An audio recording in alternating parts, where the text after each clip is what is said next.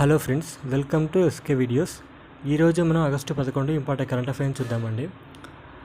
తమిళనాడు అసెంబ్లీలో ప్రతి కార్యక్రమానికి ముందు తమిళతాయి వాల్తు అనే రాష్ట్ర గీతాన్ని తప్పనిసరిగా ఆలపించేలా ఏకగ్రీవంగా తీర్మానం చేయడం జరిగింది. మరియు దేశంలో మహిళల శ్రామిక భాగస్వామ్య రేటు 33.2% నమోదవగా గ్రామీణ ప్రాంతాల్లో 39.2%, పట్టణ ప్రాంతాల్లో 25.4%గా నమోదు కావడం జరిగింది. మరియు ప్రజలకు యూనిఫైడ్ పేమెంట్స్ ఇంటర్ఫేస్ చెల్లింపులు ఉచితంగానే కొనసాగుతాయని కేంద్ర ఆర్థిక మంత్రి స్పష్టం చేయడం జరిగింది. మరియు 2026లో దేశంలోని వైద్య కళాశాలల ర్యాంకింగ్స్లో న్యూఢిల్లీలోని ఎయిమ్స్ మొదటి స్థానం, చెన్నైలోని మద్రాస్ మెడికల్ కాలేజ్ రెండో స్థానం సాధించడం జరిగింది. మరియు సుప్రీంకోర్టు కొలీజియం ఢిల్లీ హైకోర్టు న్యాయమూర్తి జస్టిస్ వి కామేశ్వరరావును పాట్నా హైకోర్టు ప్రధాన న్యాయమూర్తిగా నియామకం చేయడానికి సిఫార్సు చేయడం జరిగింది. మరియు భారత బ్యాడ్మింటన్ క్రీడాకారిణి Asmita Chaliha Korea masters super 300 title గెలిచి తన తొలి ప్రపంచ బ్యాడ్మింటన్ సమాఖ్య వరల్డ్ టూర్ టైటిల్ను సాధించడం జరిగింది.